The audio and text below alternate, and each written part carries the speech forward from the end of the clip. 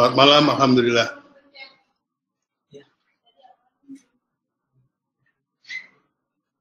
Alhamdulillah, masalah teknis sudah diselesaikan. Sekarang sudah kita bisa mulai webinar. Saya mulai. Assalamualaikum warahmatullahi wabarakatuh.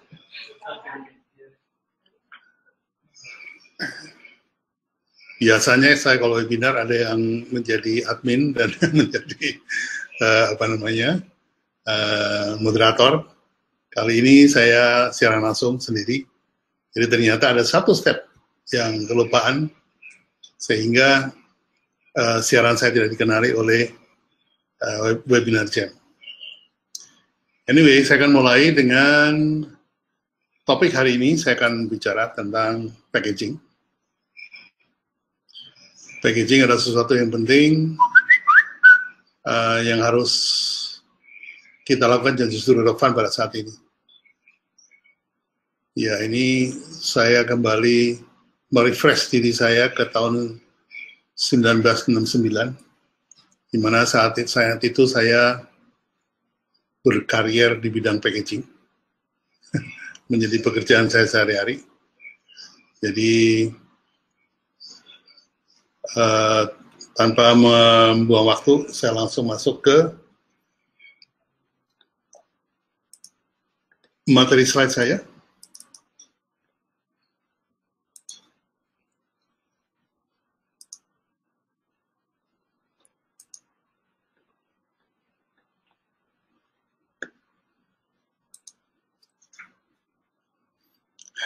Baiklah, topik hari ini adalah packaging as a silent salesman. Saya tulis berdasarkan pengalaman pribadi, dan webinar hari ini, kali ini, merupakan sharing pengetahuan. Jadi, istilahnya setelah webinar ini, Anda akan tahu apa yang dimaksud dengan silent salesman. Untuk bisa, kita harus makan waktu lebih banyak lagi, dan saya akan melakukan semacam konsultasi packaging.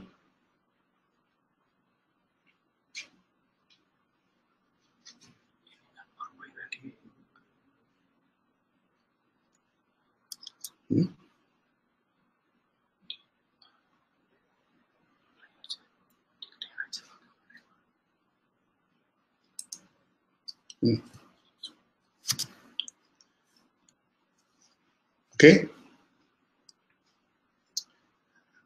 Saya hari Minggu, tanggal 6, akan mengadakan semacam konsultasi packaging. Saya dibantu oleh 6-10 desainer packaging dari rumah UKM. Saya sediakan waktu dari jam 9 pagi sampai jam 4 sore. Kita seharian bisa mendiskusikan tentang packaging yang dibutuhkan untuk masing-masing peserta. Nah, di sana Anda akan menjadi bisa membuat packaging. Kalau di sini barangkali sampai pada tahap tahu tentang packaging. Baiklah. Pentingnya packaging dalam rangka menghadapi MEA 2015, maka pelaku UKM wajib menggunakan internet sebagai sarana untuk marketing. Di samping untuk menahan serbuan produk-produk negara ASEAN yang masuk ke Indonesia, online shop bisa menjadi sarana serangan balik, mengingat pemasaran lewat internet memiliki jangkauan yang luas, sampai ke seluruh negara ASEAN khususnya, dan seluruh dunia pada umumnya. Dalam hal ini, packaging menjadi strategis karena melakukan tugas sebagai salesman yang diam atau silent salesman. Secara online, tidak memungkinkan untuk membayar seorang salesman melakukan penjualan. Di sini saya harus kasih ilustrasi bahwa buat negara seperti Singapura, yang penduduknya hanya 4 juta, sekarang 14 juta ya, 14 juta, Maka negara sebesar Indonesia yang penduduknya 250 juta itu merupakan sasaran pasar yang besar atau tidak? Pastinya jawabannya adalah Indonesia untuk pengusaha Singapura merupakan market yang luar biasa besarnya. Maka pengusaha Singapura akan ramai-ramai masuk ke Indonesia. Demikian juga dengan Malaysia.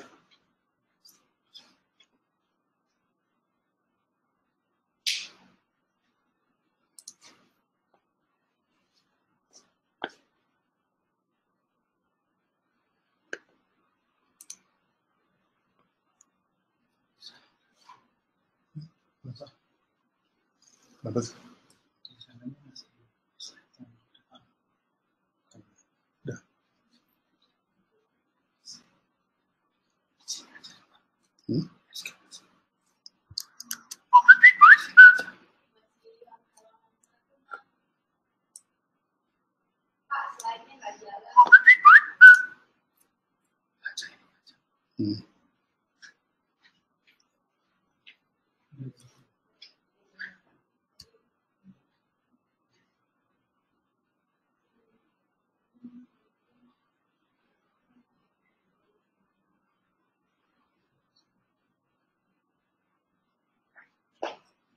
Emang ini kan? Oke. Jadi untuk negara sebesar Malaysia yang penduduknya sebesar 14 juta ya, Malaysia. Maka Indonesia merupakan pasar yang besar. Oke. Nah, ini adalah salah satu contoh sebuah online shop yang akan mendisplay produk-produk dari teman-teman UKM.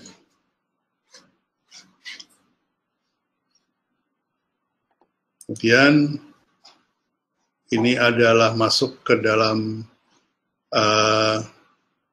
folder makanan dan minuman. Dan ini adalah produk-produk display.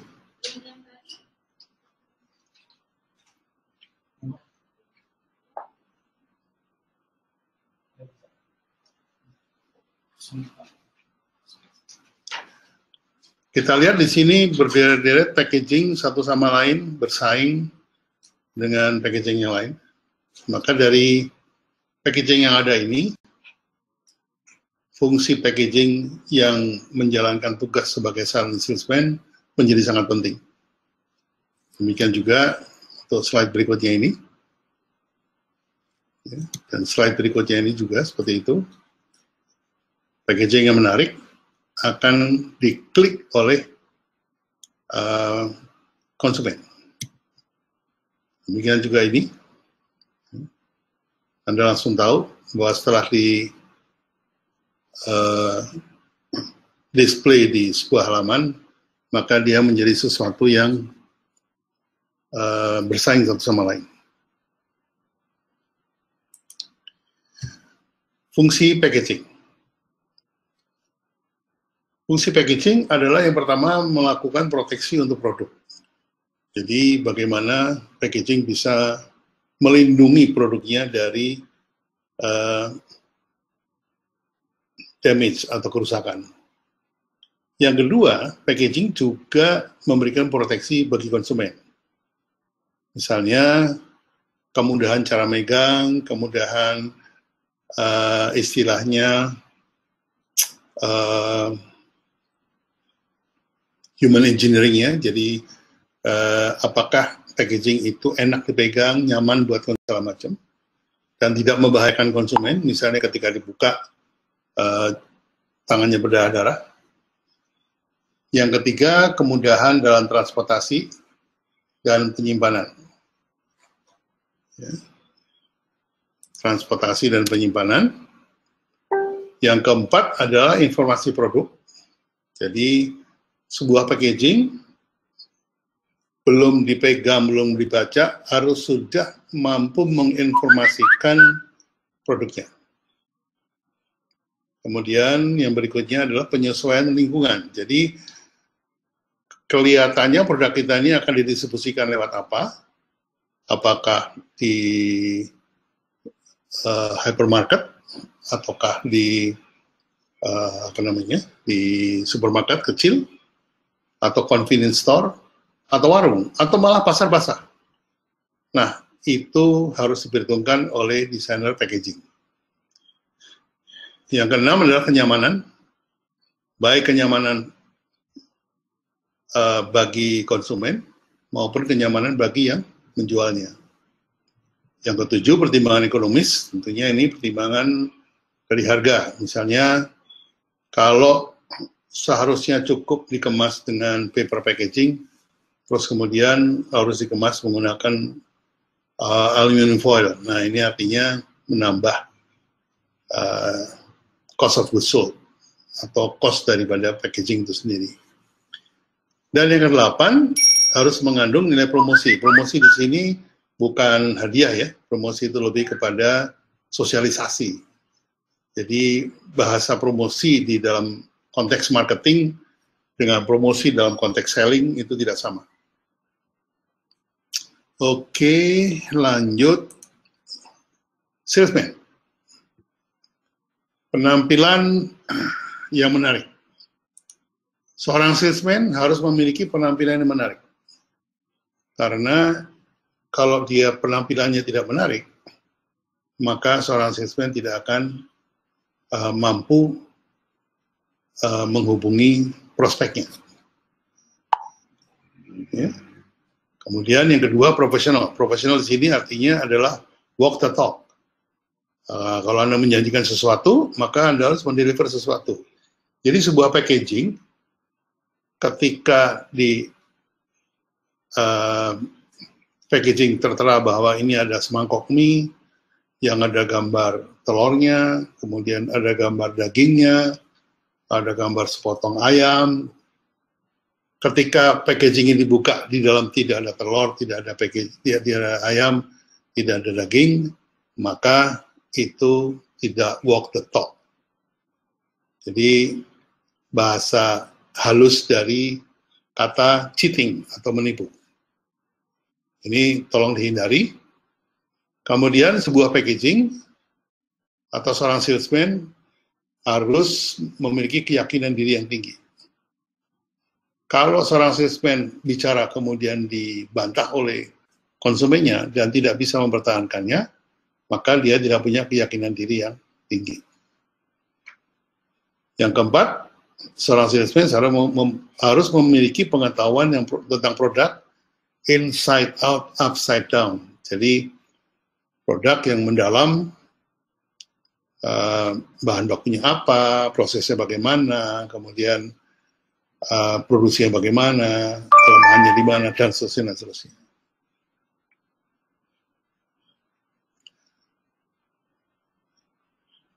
Yang kelima adalah empati.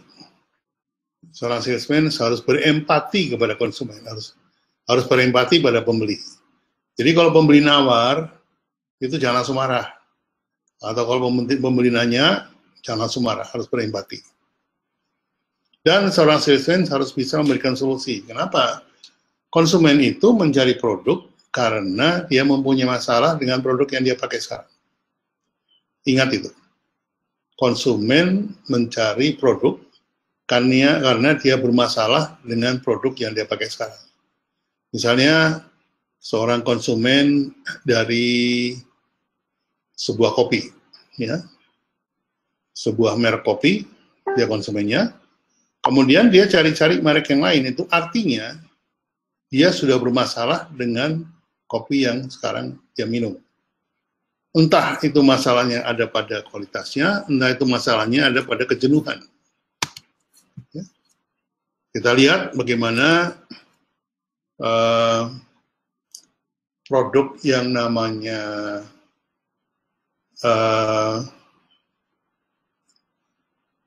Soclean itu bisa mengambil konsumen loyal dari Rinso. Bukan karena Rinso kualitasnya menjelek atau tambah jelek, pastinya tambah bagus, tapi ada tingkat kejenuhan dari pengguna Rinso sehingga Soklin memanfaatkan kejenuhan itu. Ini adalah bagaimana seorang salesman memberikan solusi. Yang ketujuh, seorang salesman harus care kepada konsumen. Ya. Care dalam arti kata bertanya, kemudian memberikan solusi pada masalahnya, dan seterusnya. Yang kedelapan, tidak berteriak atau hard sell. Ya. Jadi, seorang salesman seringkali untuk meyakinkan konsumennya, dia maunya hard sell, tapi yang terjadi, dia berbicara dengan nada tinggi. Artinya berteriak. Jadi bukannya hard sell, kelihatannya seperti malah marah-marah. Ini jangan sampai kejadian ya. Dan yang terakhir, seorang salesman harus kelihatan higienis. Higienis sama dikata bersih. Misalnya, ya jangan sampailah kalau lagi ketemu sama prospek, terus di ujung mata ada tai mata, terus supilnya keluar gitu.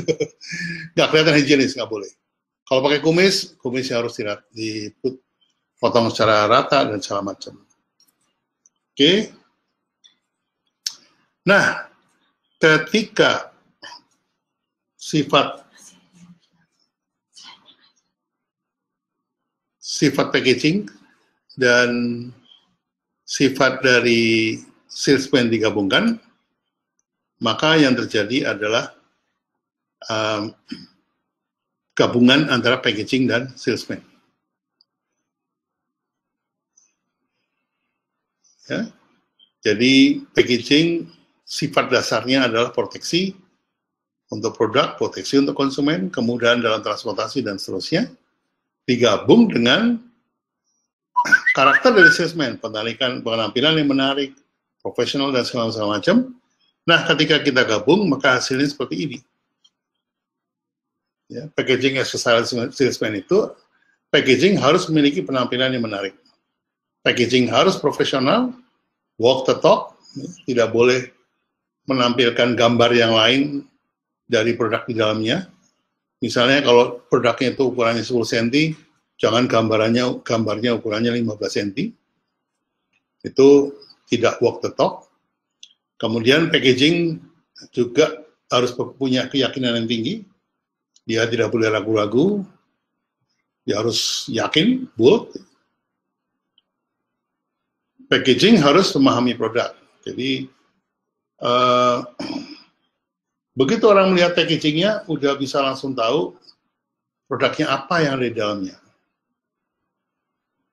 Kemudian packaging juga harus berempati, memahami need dan want dari konsumen. Jadi harap diingat, jarang ada konsumen yang baru mencoba produk pertama kali, pasti sudah ada pengalaman dengan produk yang sebelumnya. Sehingga di sini packaging harus mampu membangun need. The need of having the new product atau the new need of having the old product. Nah, ini apa namanya? Kalau dibahas bisa satu webinar sendiri ini. Oke, yang berikutnya, packaging harus bisa memberikan solusi. Ya, karena konsumen mencari produk baru karena dia punya masalah dengan produk yang lama. Packaging harus care kepada konsumen, tidak bikin susah, cara bawanya, cara bukanya, dan segala macam. Packaging tidak harus berteriak atau hard sell, tidak harus dueng, warnanya merah gitu. Dan packaging harus tampak higienis. Jadi ketika packaging yang didesain oleh kita sudah begitu bagus, ternyata di display penuh dengan debu. Nah, itu tiba-tiba orang atau konsumen sudah mau beli, udah nyari-nyari, begitu lihat berdebu, langsung ilfil, nggak jadi beli. Oke.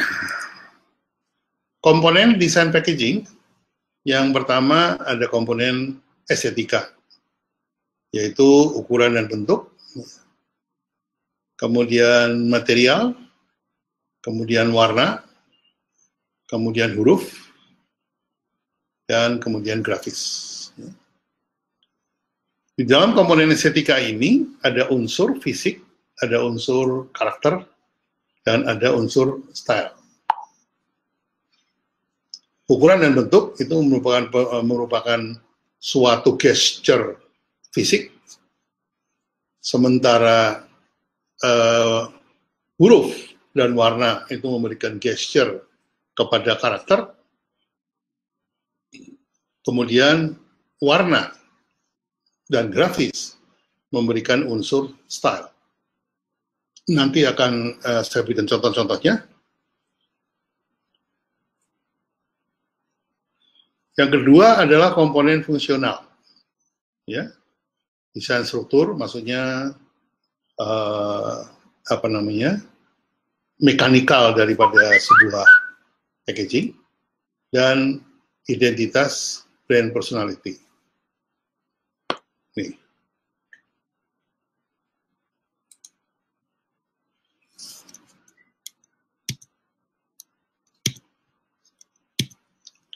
Selling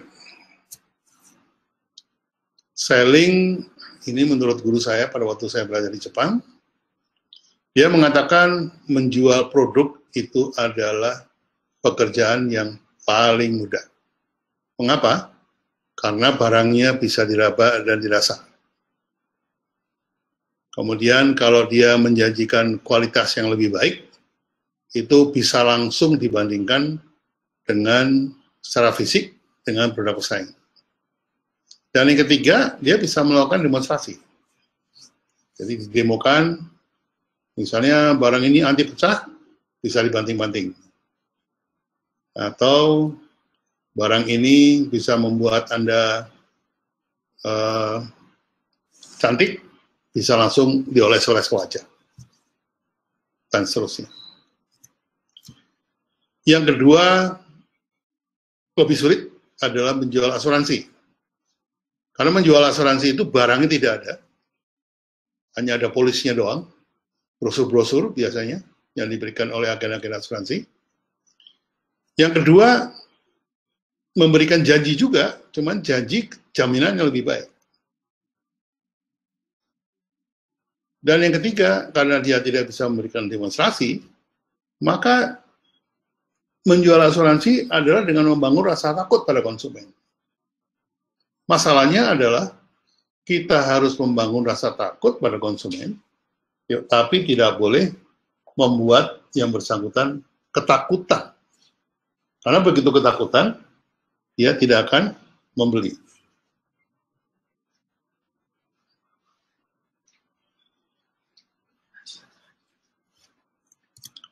Yang ketiga, kata guru saya yang paling sulit adalah menjual ide. Mengapa? Menjual ide itu barangnya tidak ada. Tidak ada wujudnya, tidak bisa dipegang, tidak bisa dirasa, tidak bisa diraba. Dan menjual ide itu biasanya memberikan janji untuk sebuah keadaan yang lebih baik. Nah, menjual ide ini ada kerjaan-kerjaan saya nih puluhan tahun. Menyiapkan strategic planning, memberikan solusi tentang pemasaran, memberikan solusi tentang komunikasi, memberikan solusi tentang ide cerita, memberikan solusi tentang iklan, dan seterusnya.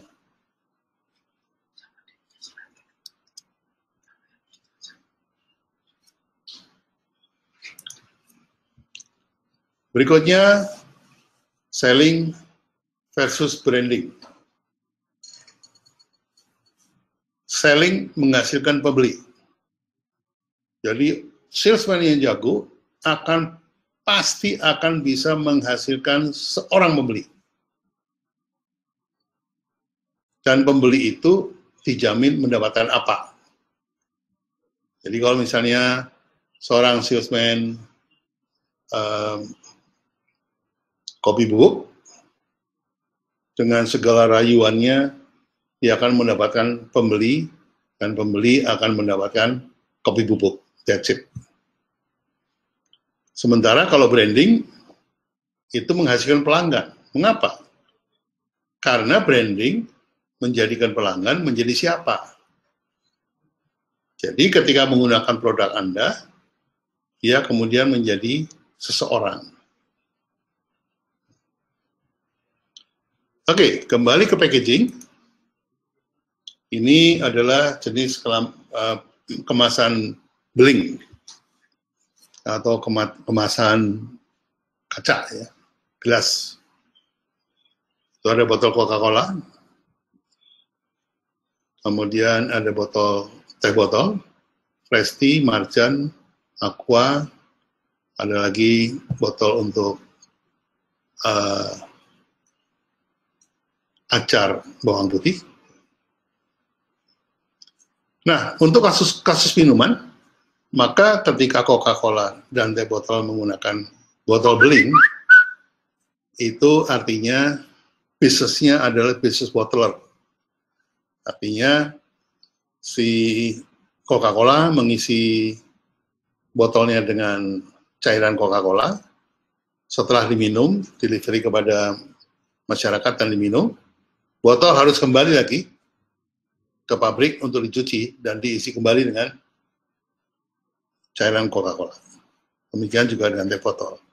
Itu bisnisnya adalah bisnis bottling.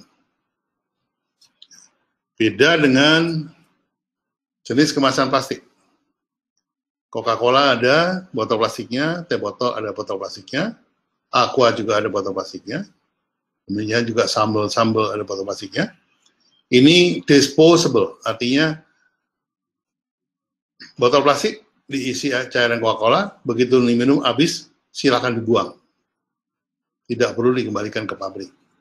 Jadi bisnisnya adalah bisnis manufaktur, bukan bisnis bottling. Oke. Jenis kemasan gelas kertas.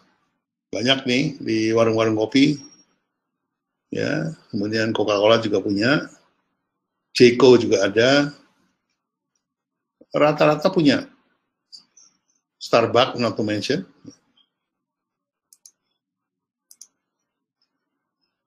Jenis kemasan saset. Nah, ini yang merevolusi segala bentuk kemasan adalah saset. Sejak ada teknologi saset ini, hampir semua produk dimasukin ke dalam saset. Dari mulai kopi biji, kopi bubuk, kemudian kopi campur susu, ada lagi shampoo masuk ke dalam saset juga. Terus ada lagi pemutih pakaian masuk ke dalam saset. Kopiko, permen masuk ke dalam saset juga. Saset ini adalah bentuk packaging yang ukurannya bisa diatur sebesar permen Kopiko atau sebesar packaging Citato seperti ini. Nah, sampai saat ini teknologi saset ini banyak menolong cost of goods sold, meskipun untuk UKM rasanya masih cukup mahal. Ada jenis kemasan paper bag, ya, terbuat dari kertas warna coklat, yang kemudian dibentuk seperti kantong. Ini contoh yang saya tunjukkan ini adalah printed, yang dicetak di atas kantong itu. Ya. Dicetak dalam kantong, sehingga otomatis ini cost-nya lebih mahal daripada yang kantong polos. Kenapa? Ya karena perhitungan printing tersebut. Tidak untungnya adalah ketika misalnya ini ada French roast, kemudian jenis produk itu habis, kita mau jual misalnya Italian roast, ternyata packagingnya French roast nggak bisa dipakai, ya kan? Makanya untuk UKM saya tidak sarankan untuk melakukan packaging seperti itu. Jenis kemasan karton, art paper biasanya art karton 200 gram, ini mahal sekali, apalagi printingnya sampai 4 warna seperti ini,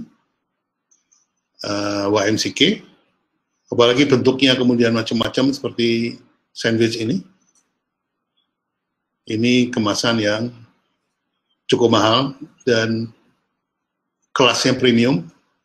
Saya selalu menyarankan teman-teman UKM untuk tidak menggunakan sistem ini, meskipun kelihatan bagus, hard pack, tapi cost-nya juga hard juga. Oke. Stimulan. Stimulan itu sesuatu yang merangsang. Ya. Sesuatu yang memberikan rangsangan. Nah, tepatnya itu stimulan itu rangsangan. Adalah seorang profesor Ivan Petrovich Pavlov yang lahir 14 September 1849, bukan 1900, sampai meninggalnya di Februari 1936. Adalah seorang fisiolog dan dokter dari Rusia yang memenangkan hadiah Nobel penghargaan untuk penelitian beliau. Penelitiannya apa sih? Kok sampai dapat hadiah Nobel? Pada tahun 1903, Pavlov menerbitkan hasil eksperimennya dan menyebutnya refleks terkondisi. Berbeda dengan refleks halus atau refleks yang bersifat natural.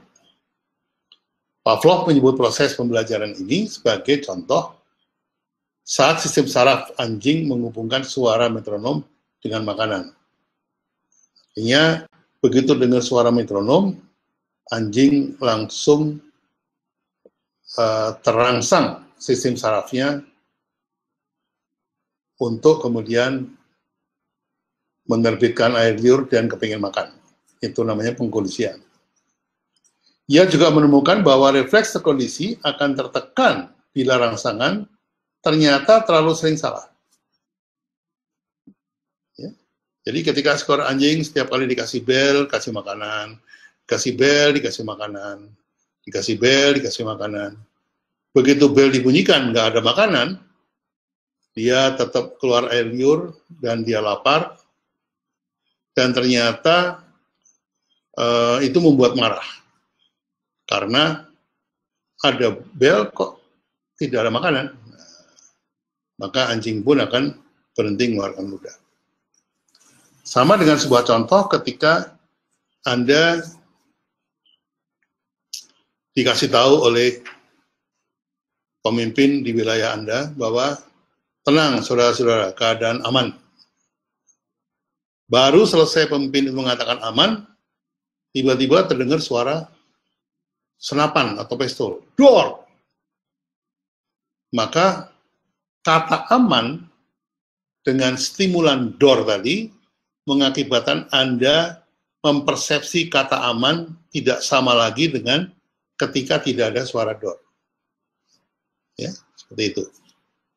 Oke, ini saya kasih contoh. Ini ada film, kita simak sama-sama. Saya coba keraskan suaranya.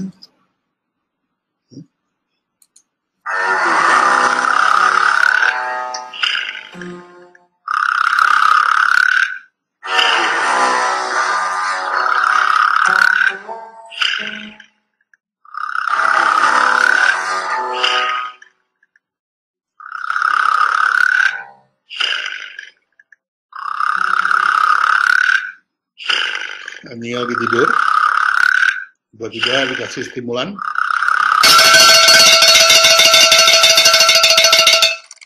suara bel, anjing bangun,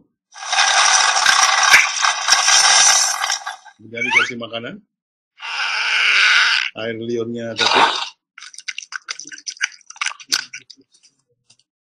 jangan nggak pasti. Kenapa?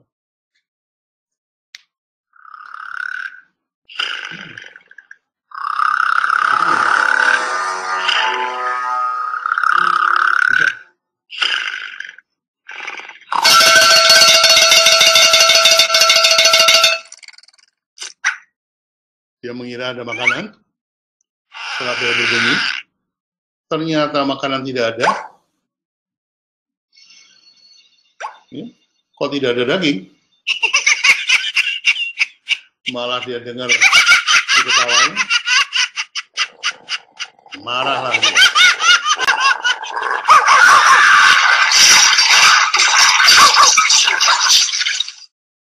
Apa yang terjadi? Mari kita lihat.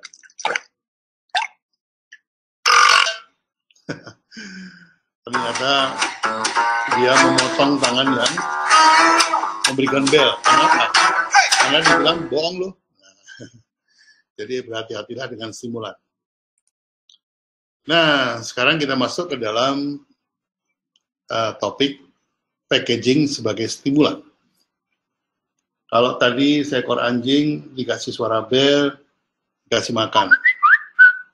Kemudian dikasih suara bel, keluar air liurnya, dia lapar, dikasih makan, dia makan. Karena dia terdidik bahwa suara bel itu stimulan yang memberikan makan, maka ketika suara bel bunyi tapi tidak ada makanan, dia menjadi marah. Nah, apakah sebuah packaging bisa menjadi sebuah stimulan? Sebuah packaging harus mampu menjadi stimulan, menjadi bel. Jadi, seperti halnya seekor anjing tadi, ketika seorang konsumen melihat sebotol sambal, dia harus langsung merasa lapar karena air liurnya keluar dari kelenjarnya. Nah, dari dua ini kira-kira mana yang memberikan stimulan untuk membuat atau merangsang orang menjadi lapar? Nah, inilah yang saya sebut sebagai the silent salesman. Bagaimana packaging memahami konsumennya, mampu memberikan suatu tampilan yang appealing, dan membuat konsumen terangsang. Oke. Nah, ini ada produk dari teman saya, Ibu Ida, dari Mekarsari. Kalau ini barusan adalah sambal encim, yang menurut saya packagingnya harus diperbaiki supaya menjadi stimulan bagi konsumen. Dan berikutnya ini adalah sambal Ibu Ida. Ini sambal bajak ya. Ini packagingnya yang ada fotonya Ibu Ida, seperti tadi juga ada fotonya Ibu Encim. Ini juga rasanya perlu diperbaiki kemasannya. Mungkin cuma labelnya saja perlu diperbaiki agar supaya menjadi stimulan bagi orang yang mencari sambal. Oke, contoh lagi berikutnya, mana yang bisa memberikan stimulasi atau rangsangan, packaging yang coklat seperti ini, atau packaging yang ada printingnya. Ya. Otomatis packaging yang ada visualnya, ada gambarnya, lebih sukses memberikan rangsangan daripada yang polos. Nah, meski demikian, kalau toh misalnya kita mau memberikan stimulasi melalui visual, apakah perlu kita mencetak dengan 4 warna seperti ini? Karena ini akan memberikan cost yang lebih mahal. Barangkali dengan ditempeli stiker seperti ini, dan juga diberikan sedikit pekerjaan artistik seperti ini, juga mampu memberikan stimulan atau rangsangan kepada calon konsumen. Oke, ini packaging ini packaging dasarnya kantong coklat dicetak koboi seperti ini atau seorang petani seperti ini. Nah, kemudian ditempeli stiker mango dan stiker pineapple. Bagusnya packaging seperti ini adalah Anda mencetak packaging ini bisa dipakai untuk dua-duanya. Ketika hari ini mencetak mango, Pakai packaging yang sama, kemasan yang sama, tinggal dikasih stiker mango. Kemudian ketika besok Anda memproduksi pineapple, maka dengan packaging yang sama, cukup diberikan stiker pineapple. Nah, ini adalah solusi yang kompromistis, artinya percetakannya tidak mahal, dan stikernya juga tidak mahal. Contoh lain lagi, ini juga tadinya di print 4 warna, kantongnya, terbuat dari bahan yang sama, ternyata bisa diganti dengan kantong coklat pakai jendela dan ditempeli stiker, maka itu sudah bisa memberikan stimulasi atau rangsangan yang cukup berarti. Demikian juga stiker itu bukan sesuatu yang apa ya, yang rendah atau sesuatu yang cheap, ya, look cheap gitu. Karena contohnya Nestle saja, kalau dia mencetak saset Nestea dan kemudian Nestea-nya habis dan dia hanya memproduksi kopi, maka kantong Nestea tidak bisa dipakai untuk kantong dari Nescafe-nya. Nah, ini Nescafe ternyata menggunakan pouch yang kantong yang bisa dibeli di pasar, yang kemudian ditempeli stiker yang 4 warna yang mempunyai rangsangan yang cukup kuat. Ini juga kopi dari Prancis, ya. Kalau nggak salah nih, nggak kebaca sama saya. Ini juga hanya pakai stiker saja, kantongnya kantong biasa. Anda bisa beli di pasar. Di Indonesia juga nanti saya bisa tunjukkan contohnya, yaitu dari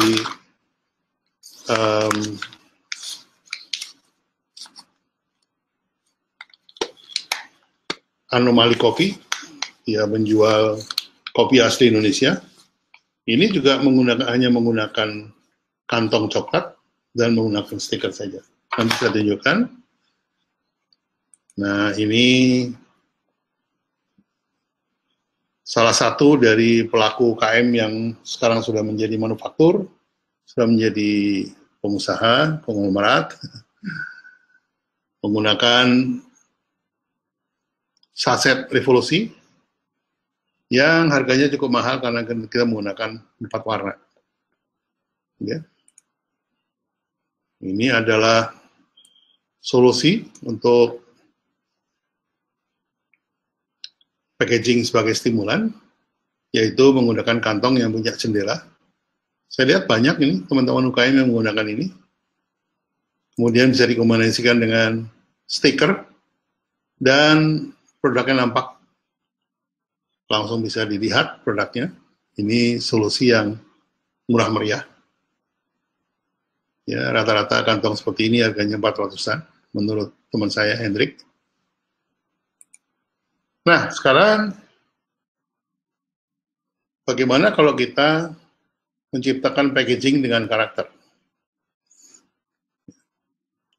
Ini salah satu contoh yang diciptakan oleh Hendrik dari Markas Desain.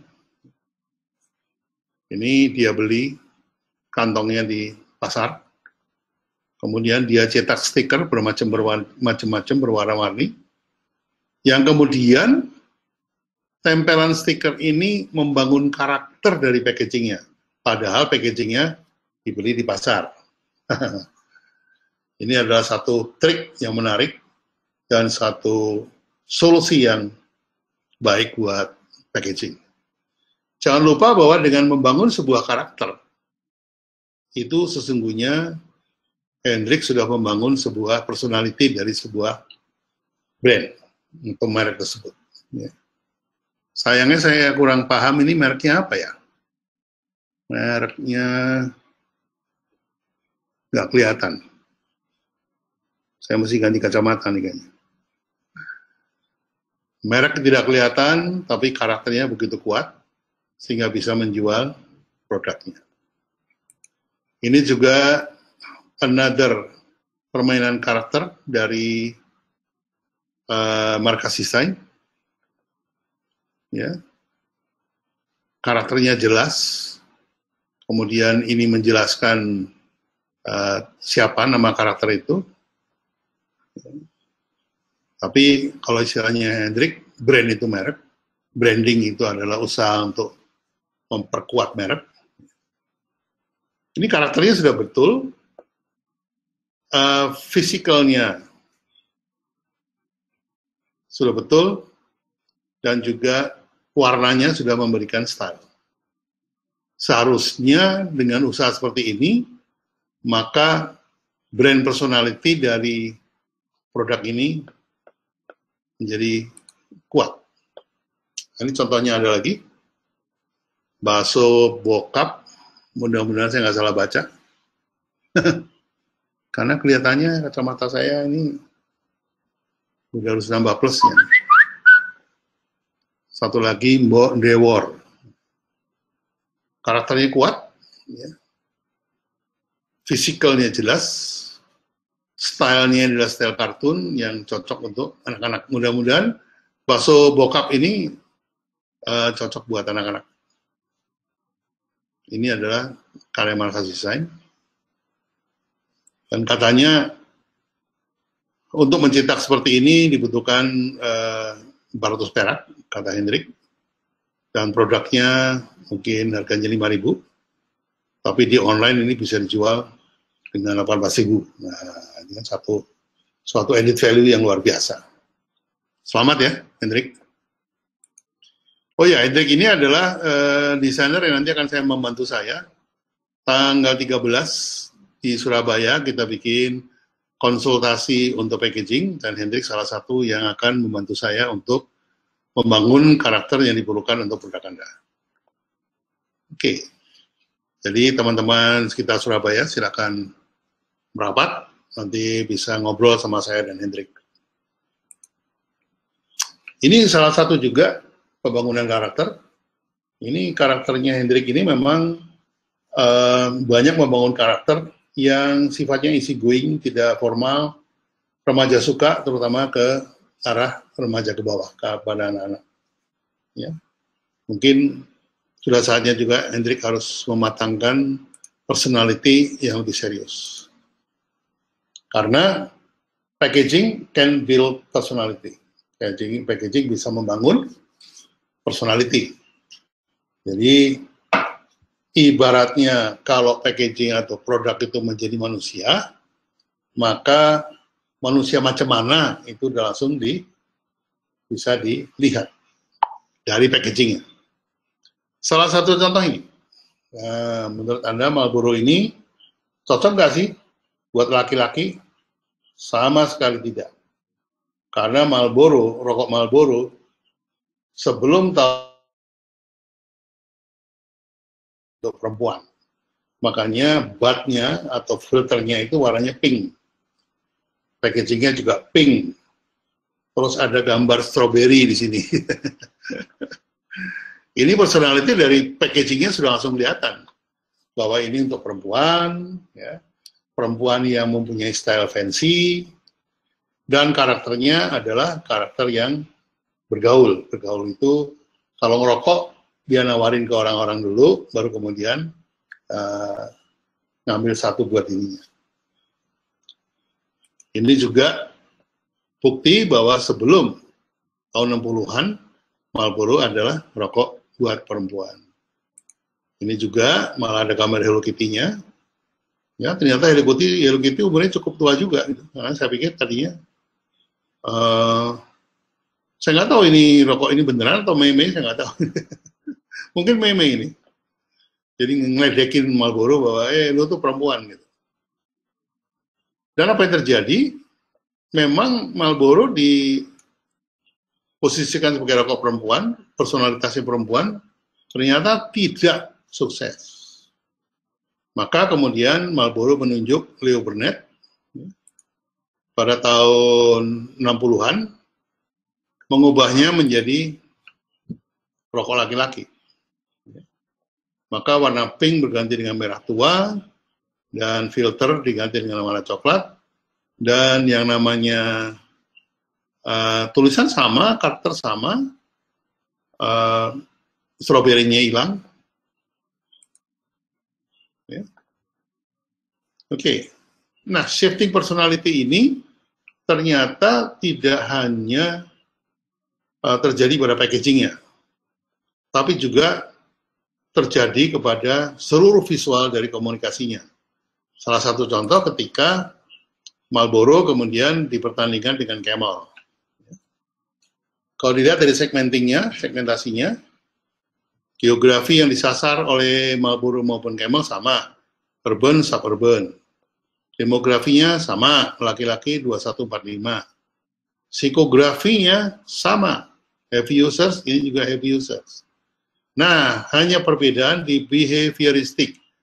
Behavioristik itu adalah perilaku atau kebiasaan, habit. Ya. Perokok Marlboro adalah mempunyai habit kumpul-kumpul. Gregarious itu adalah berkelompok. Sementara perokok Camel ini ditujukan untuk pria yang menyendiri, loner.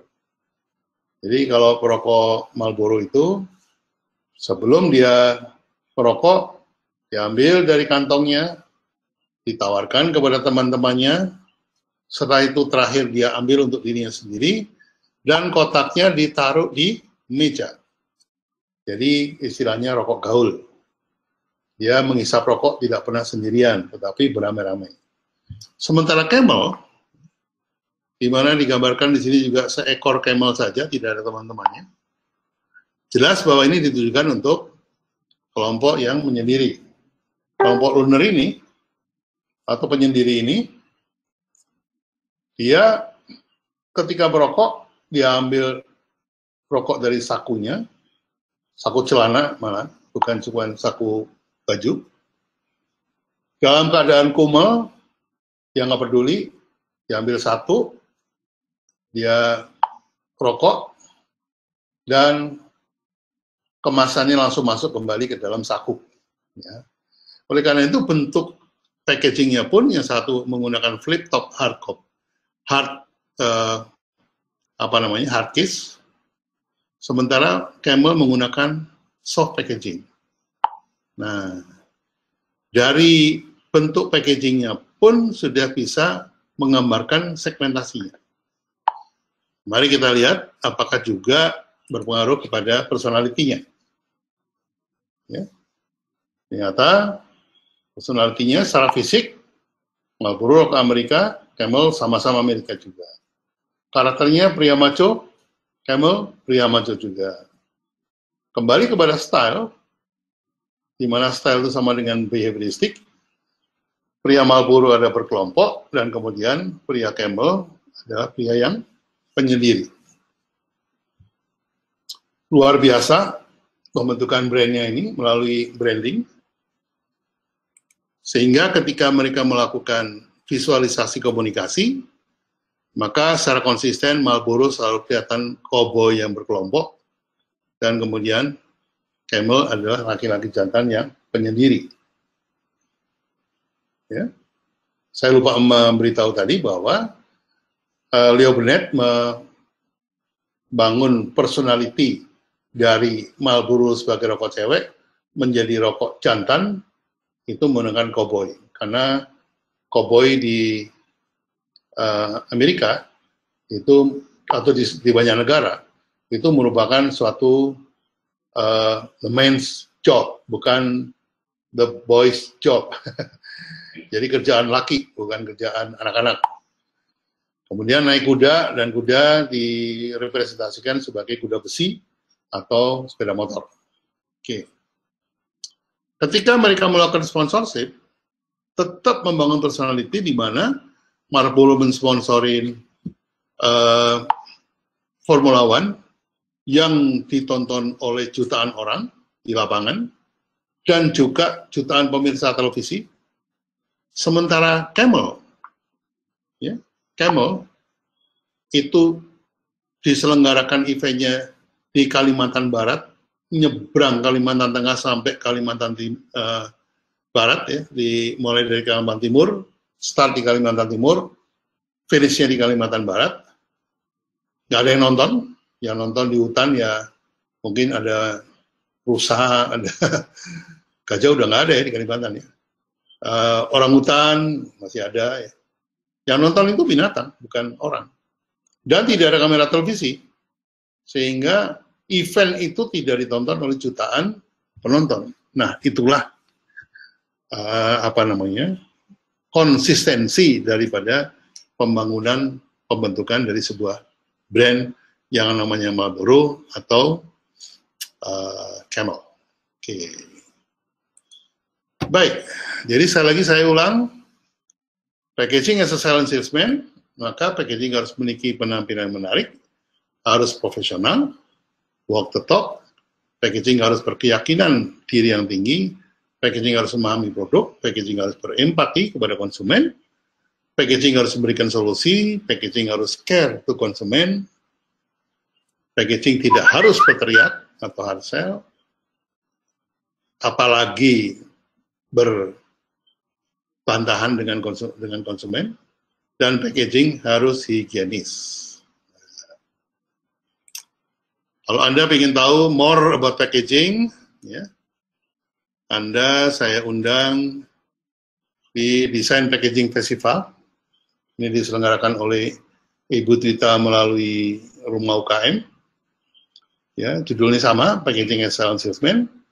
Kalau webinar hari ini saya menyampaikan ilustrasi agar supaya pemahaman Anda tentang packaging sebagai silent salesman itu pertama baik. Nanti pada hari Minggu tanggal 6 di Jakarta dan tanggal 13 di Surabaya, Anda akan bisa mempraktekkan bersama saya bagaimana menciptakan packaging untuk produk Anda yang mempunyai kemampuan sebagai silent salesman. Di Jakarta saya akan dibantu oleh artis-artis dari mainstream. Ya. Mainstream ini dibangun oleh teman-teman dari Max 909. Ini ada Kang Asep, ada Mas Budiman Hakim, ada Mas Haryanto Zainal, ada banyak kawan-kawan senior di sana yang nanti akan membantu kita di Jakarta untuk memberikan konsultasi tentang packaging bagi para peserta. Juga di Surabaya saya akan dibantu oleh teman-teman dari Markas Desain, ada Hendrik di sana, ada juga teman dari Malang, teman-temannya Faiz, dan juga teman-temannya Nurul. Bukan Nurul. Berapa sih bayarnya?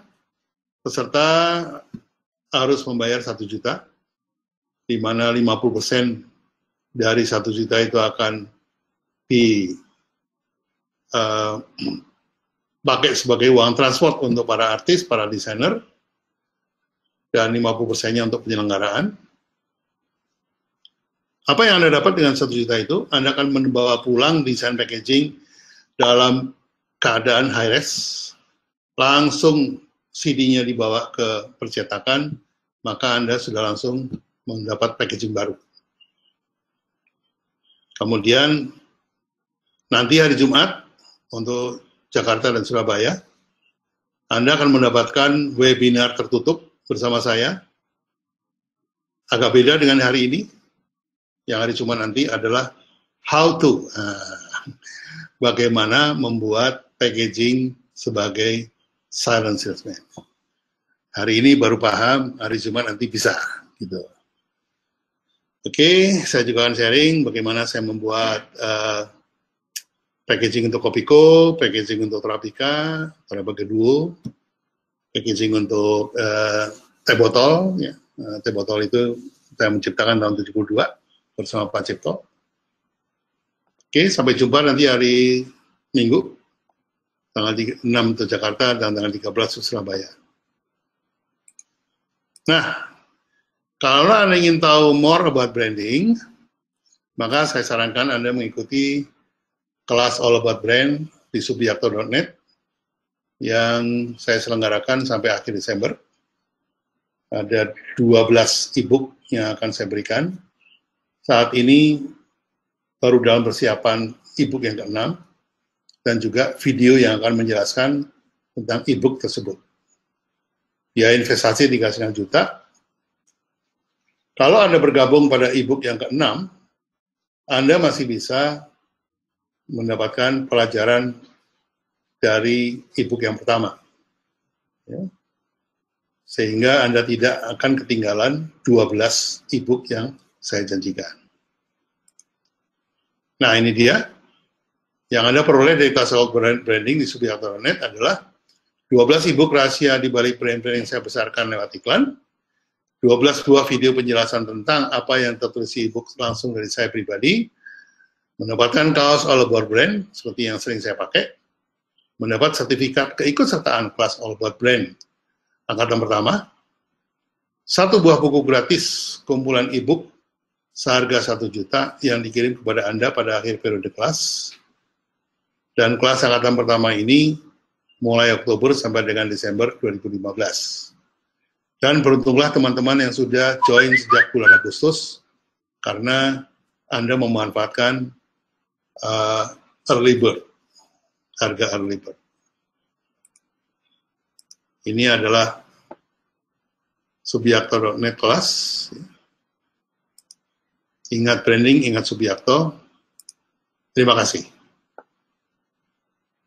Baik, saya akan lanjut dengan saya akan coba menjawab beberapa pertanyaan.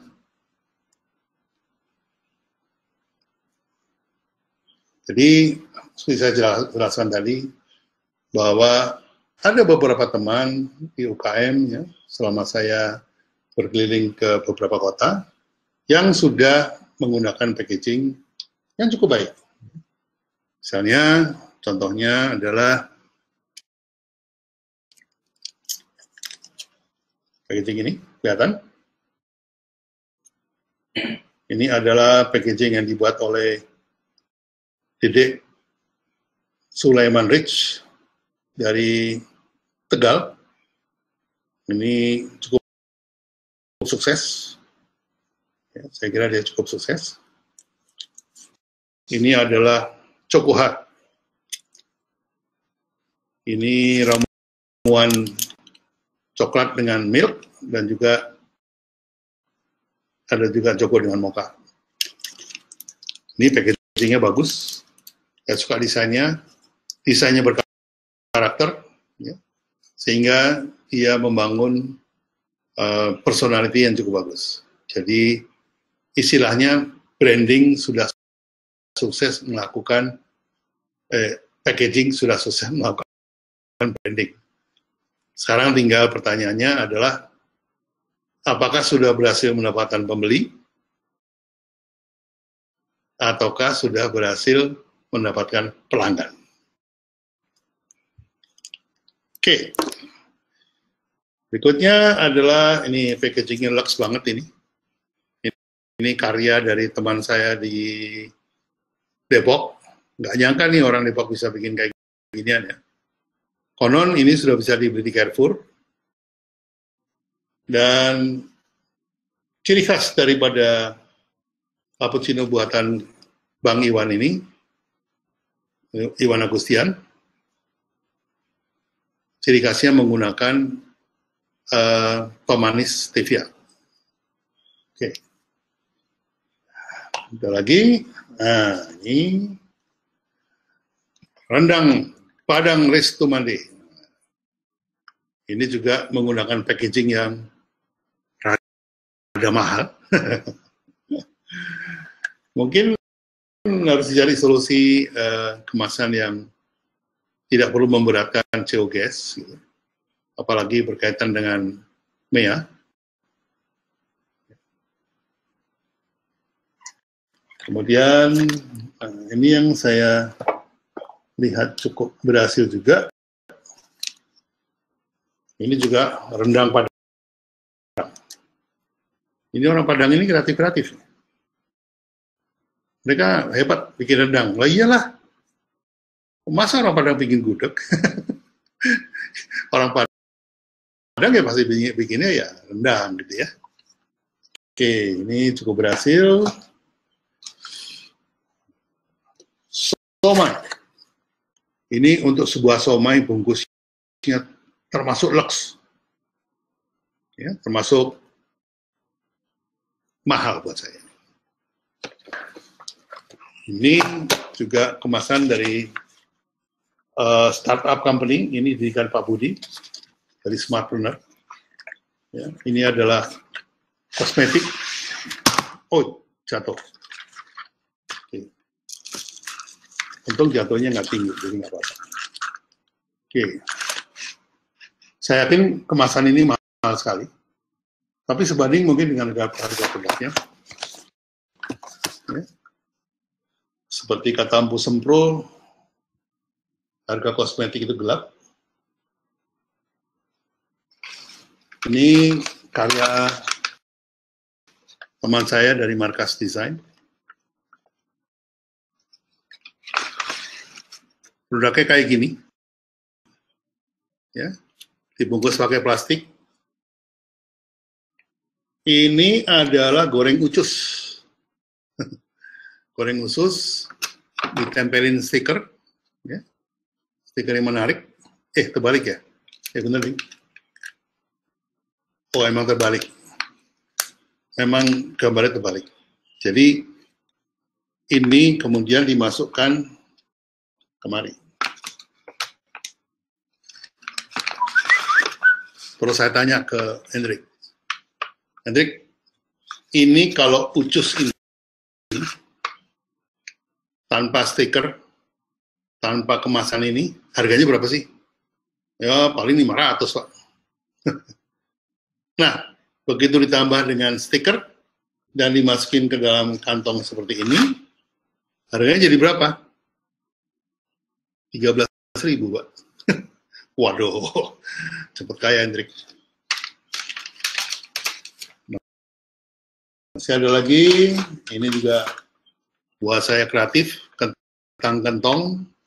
Saya nggak tahu ini, kalau dalam istilah saya, ini adalah Fanny brand atau Fanny mark. Jadi merek lucu. Ketika nanti dibangun jadi besar, dia akan tetap menjadi Fanny brand. Jadi cocok untuk produk ya, karena produknya cemilan. Jadi dalam keadaan yang funny, makan cemilan. Oke. Jadi never get serious with this cemilan. Ini juga ada jamur jambret. Ini pembangunan karakter yang cukup berhasil menurut saya. Tapi lagi-lagi jamur jambret ini se-funny brand. Oke. Ini ada produk Karoma. Ini menggunakan teknologi saset. Ya. Kami sudah buatkan desain barunya yang lebih cocok atau lebih appealing atau lebih merangsang. Tapi kelihatannya packagingnya belum habis yang lama, jadi belum dicetak. Oke, keripik tangkong. Keripik tangkong ini adalah keripik pisang. Mungkin maksudnya untuk premium produk, artinya untuk orang-orang yang kelas atas, karena saya yakin bungkusnya ini mahal, minimal 1.200 harganya. Ya. Terus di dalamnya ada keripik, bungkusnya 1.200, harga jualnya ecerannya berapa ya? 18.000, Pak. Waduh, hebat.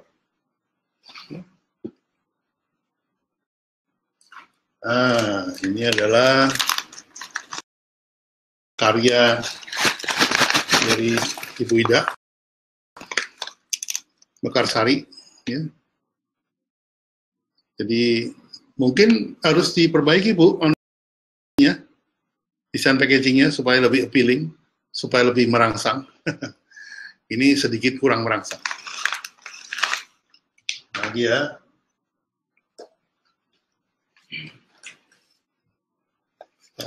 Bu Ida juga membuat keripik pisang. mereknya Go Banano. Ini bungkusnya mahal sekali. Saya tanya, ini bungkusnya berapa harganya, Bu? Ya, sekitar 1.500 rupiah, Pak. Terus jualnya berapa? 25.000. Laku. Wah, hebat. Keripik pisang bisa 25.000 hanya karena packaging. Oke, ada lagi yang lain? Datanya, ini yang saya bilang tadi, karya teman-teman dari teman-teman apa namanya?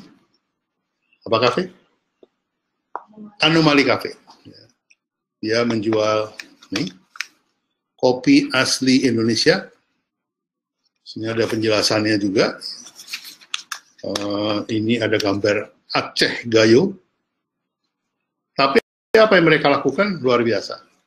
Ini kantong biasa, kantong coklat biasa yang bisa dibeli di pasar. Terus ini pakai stiker. Ini pakai stiker. Ini pakai stiker. Tapi dia cukup appealing. Ya, cukup merangsang orang untuk kemudian membeli kopi. Nah, ini juga salah satu karya dari teman-teman Anomali. Ya. Ini kopi Flores, ada gambarnya. Ini juga hanya pakai stiker saja. Jadi teman-teman mungkin yang punya masalah dengan harga packaging yang mahal, nah ini barangkali bisa memberikan solusi untuk packaging tadi. Ada lagi, nah ini di madu. Madu ini pakai apa namanya? PVC yang keras, botol PVC yang keras. Kalau boleh dikasih saran, labelnya kayaknya harus diganti deh, Mas. Karena agak sedikit kurang merangsang.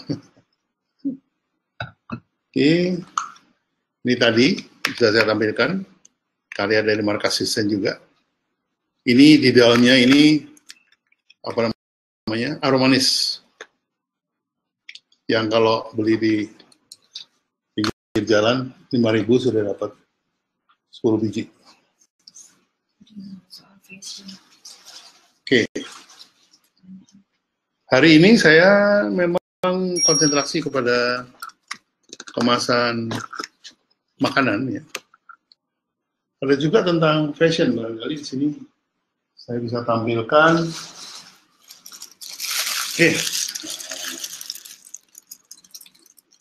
Ini nggak bisa dimakan karena ini batik. Ini batik dari mana nih, Budi? Ini batik dari Batam. Ya. Ini, terbalik. Sorry. Batik dari Batam. Ini adalah stikernya. Mungkin stikernya bisa lebih bercerita. Jadi, kenapa yang di dalamnya ini gambarnya kok sama yang di sini? Ya, Mbak Didi Ong, Mbak Diana mungkin bisa menjawab kenapa kok ini sama gitu loh. Ya, kenapa nggak gambar cewek cakep gitu, pakai batik seperti ini, terus stiker aja. Oke.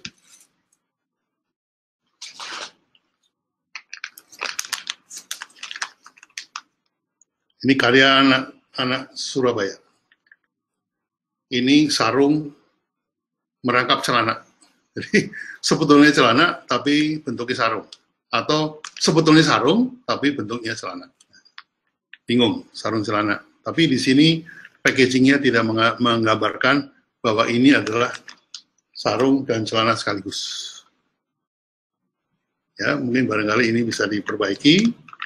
Kantong plastik nggak masalah menurut saya. Tadi juga banyak yang pakai kantong plastik. Justru kesempatannya adalah membuat stiker yang merangsang. Lagi, berita yang mau dipamerkan. Frozen food mana ini? Ini frozen food sudah tadi. Frozen food biasanya kemasannya juga. Ini frozen food yang tadi saya sudah sampaikan. Ini enak sekali nih, barangnya enak sekali. Saya sampai termimpi-mimpi ini kalau makan yang namanya you lagi. You lagi. Siomai. Baik, sekarang saya akan coba menjawab beberapa pertanyaan dari teman-teman. Ya. Kalau saya tidak mampu menjawab semuanya sekaligus, mungkin tentang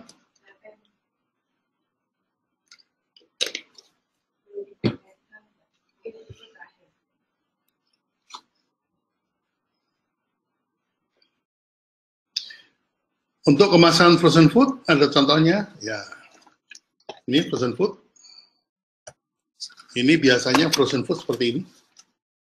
Ini apa namanya, dalam kemasan plastik yang kemudian dikasih shrink pack dan masuk ke freezer.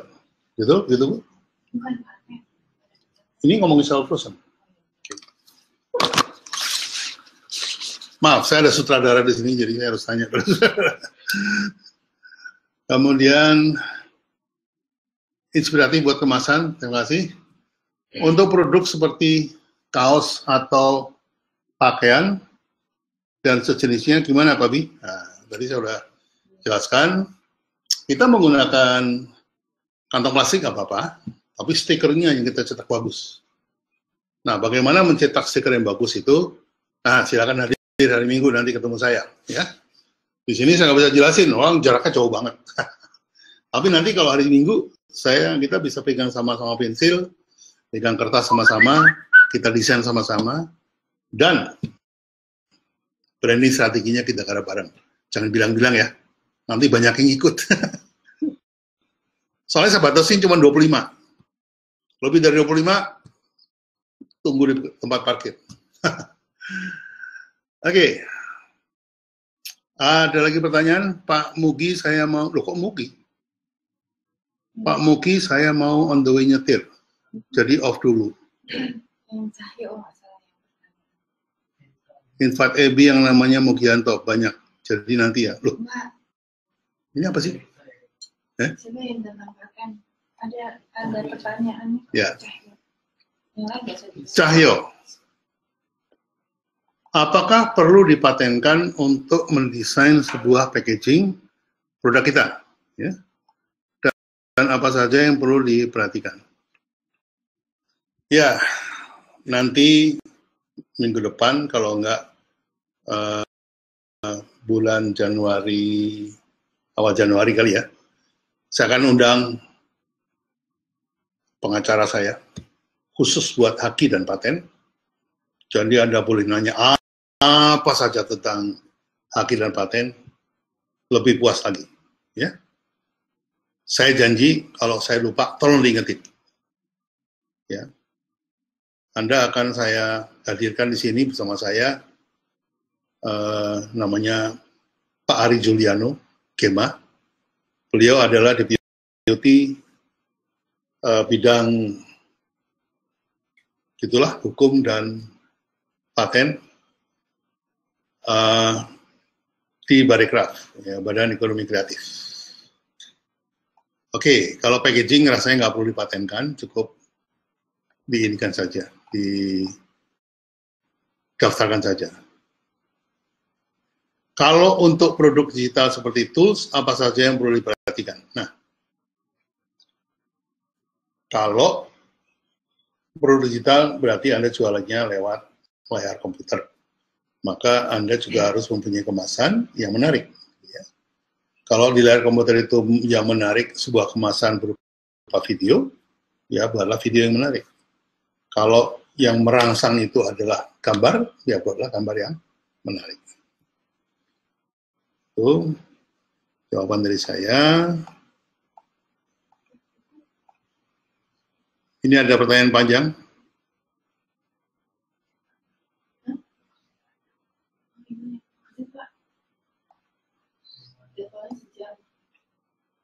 Iya, saya oleh sutradara sudah suruh tutup, tapi saya melawan biasa. Saya lebih mementingkan Anda-Anda yang sudah repot-repot login ke webinar ini. Jadi,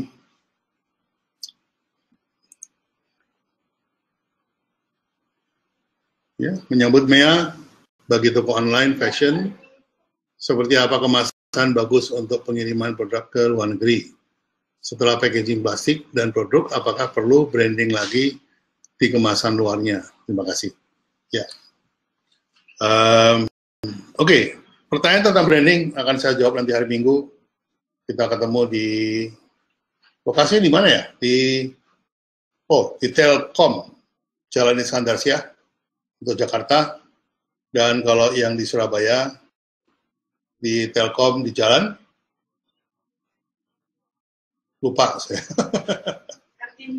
Ketintang. Di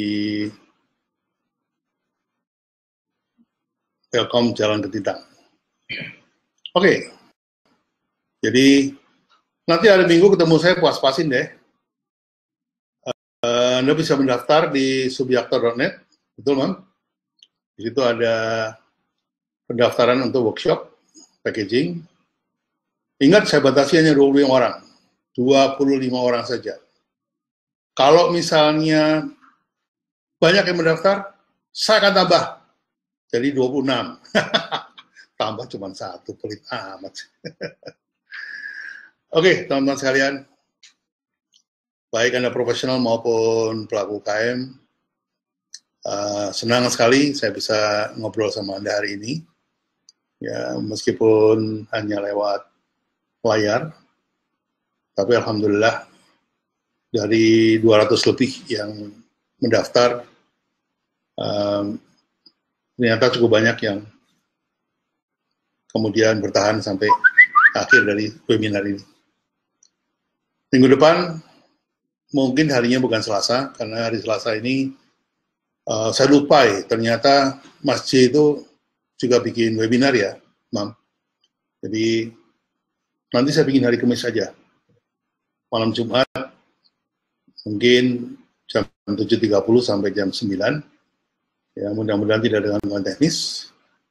Jadi masih sempat nanti zikiran untuk malam Jumat. Dan khusus untuk peserta packaging festival, hari Minggu tanggal 6 dan tanggal 13, hari Jumat saya akan membuat webinar tertutup bagaimana caranya membuat packaging yang appealing. Baik, saya kira terima kasih banyak atas perhatiannya. Mohon maaf, tadi agak terlambat, sehingga banyak yang meninggalkan lokasi TKP. Nggak apa-apa, karena ini baru pertama kali saya ngomong sendiri kayak orang gila. Biasanya ada moderator.